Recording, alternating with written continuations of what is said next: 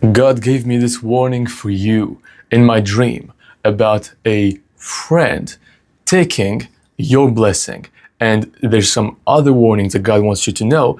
And the reason why I'm saying this is because not only did I have this dream that has a weird meaning, like the obvious meaning, but also that I have Bible confirmation, right? I have some Bible verses I'm going to give you at the end. Please listen carefully until the very end of the dream, because I'm also going to give you some action steps that are going to help you tremendously walk in the way that God wants you to have the amazing life that God has for you. And if you're new here, my name is Ivaldi. This is all I talk about. So if this interests you, I suggest you subscribe to this channel because it's exactly for you.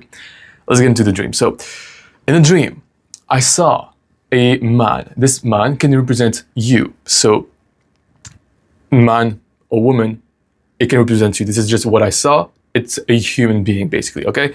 So I saw this man with his family in another country.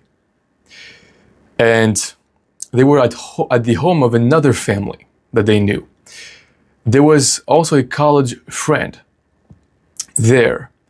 And at one point, someone gives a colorful car, pretty good car to this man, or at least it was intentionally for this man, but because he's going to leave the country, the car ends up being given to the friend. And the man is not truly okay with this. What could this mean? Maybe, by the way, there's another meaning that you find for yourself, right? So just listen, and in the silence throughout this video, ask yourself, okay, what is God trying to tell me? So this might mean that you have unmet expectations. There's a feeling of missed opportunity. The car can symbolize a blessing, an opportunity, or favor that felt designated for you, but was diverted to someone else.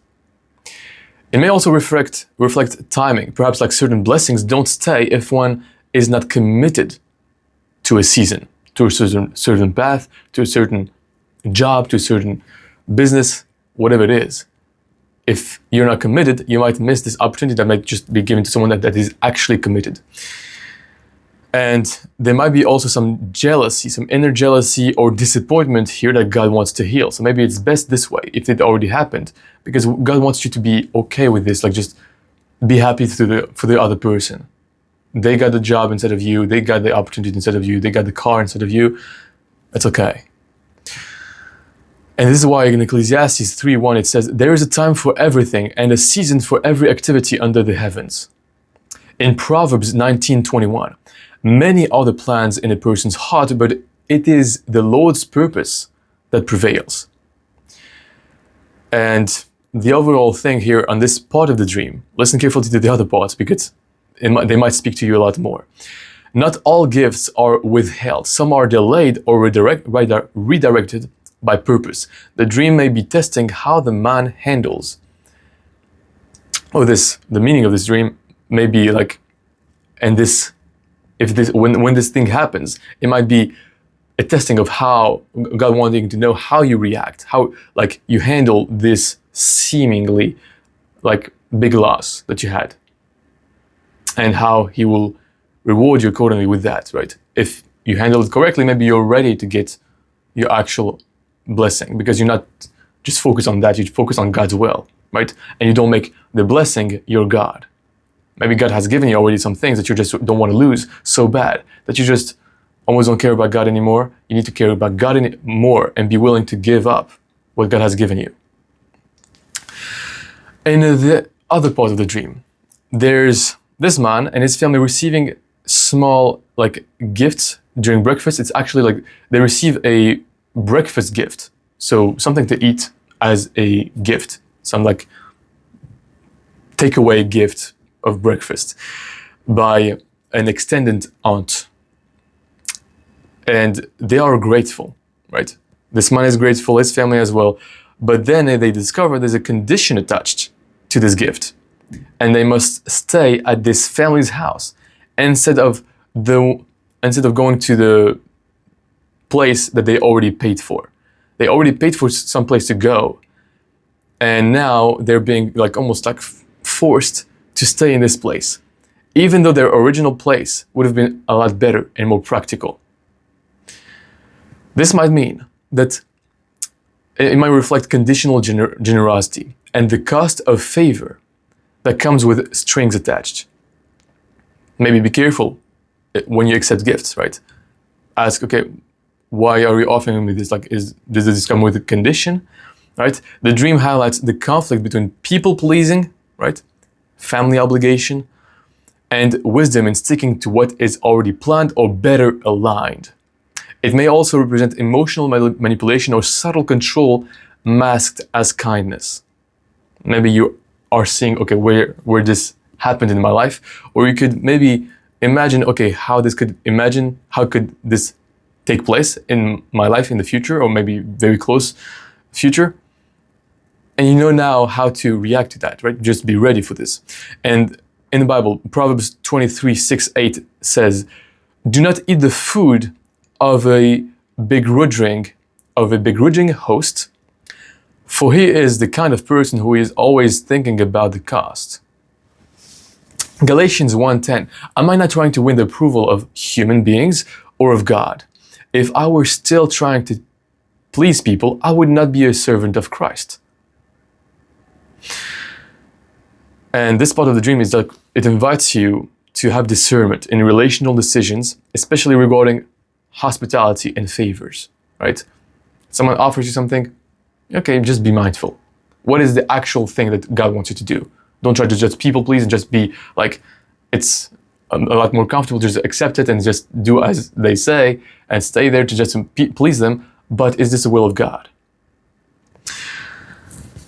In the other part of the dream, a slightly strange woman from family owns a futuristic car. It was almost like a Tesla, but like it was like an actual house. So it was a house, but that was like driven.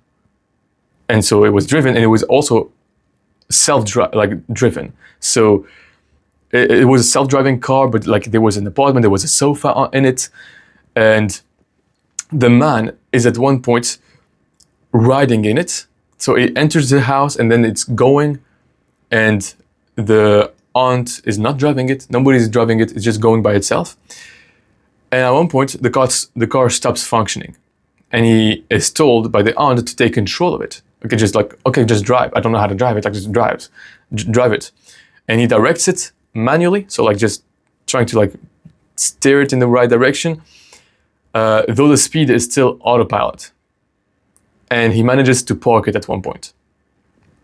What could this mean? This portion might speak to like innovation, right? There's like this weird house that drives itself. Innovation and spiritual inheritance, but also responsibility. The car represents a powerful opportunity, gift, or system, perhaps a ministry, business, a creative idea that was initially running on its own, but now the man is being called to steward it intentionally. Though it's partially automated, his direction is needed to complete the journey. And that's why in 1 Corinthians 4:2 it says, "Now it is required that those who have been given a trust must prove faithful." Proverbs 16:9, "In their hearts, humans plan their course, but the Lord establishes their steps."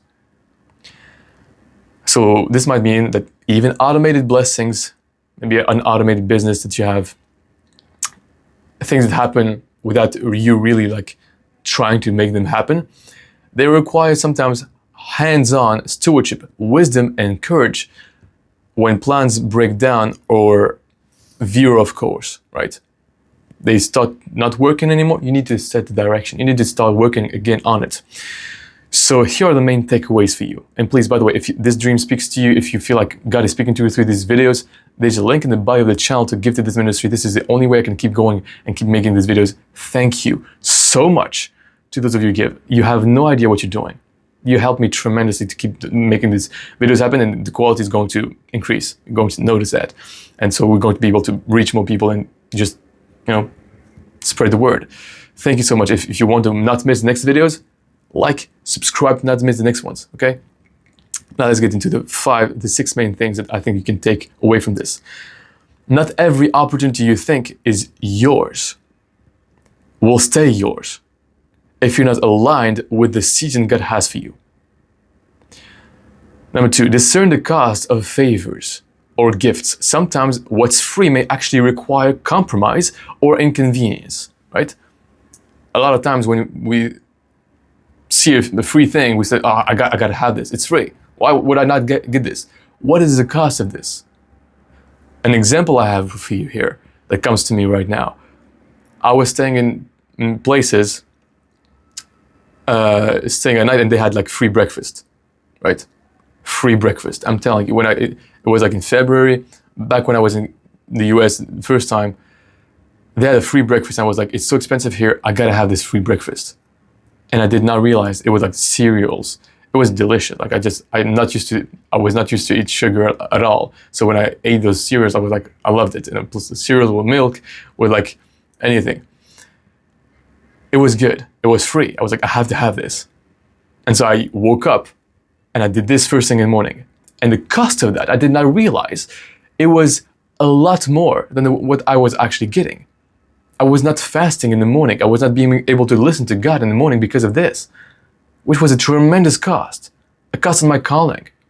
It cost me maybe like, I don't know, like months and months of being able to make this YouTube thing work for God, and God told me to do that. And I was seeing this free thing and it was like the world tempting me. It's free, so I'm going to get it, but it came at a cost. I did not realize. What are you right now using that you don't really necessarily realize the cost of it? Maybe it's Instagram, maybe it's like social media. You think it's free and I gotta have this, so it doesn't cost me anything, but in reality, it costs you a lot more. Watching TV every day costs you a lot more. It costs you time, and not only this, but also your attention. You're positive, like how positive you think. If you constantly watch the news and you're just afraid, it costs you peace of mind. A lot of things are free, but they just cost you a lot. Number 3, God may shift you from a passive passenger to an active steward, especially with gifts, systems, callings that initially seemed self-sufficient. Maybe it's something that you didn't put a lot of effort into it, but now you need to put more effort into it because it's going to, give you a blessing, or it's going to just require this to keep going. 4, handling disappointment and transition with maturity is essential for the next level, right? It's okay. Don't be attached to the blessing more than you are attached to God. 5, stay sensitive to manipulation disguised as hospitality or tradition. People that love you want the best for you, but do they really know what's best for you? Not necessarily. You are being prepared to lead, not just be led, and that means stepping in even when things feel unstable. It feels unstable. It feels not safe. It feels risky. If God says to do it, let me tell you, you got to do it. If this video helped you, like, subscribe to not miss the next one. There's a link in the bio of the channel to give to this ministry. Thank you so much, and I'll see you next one. God bless you.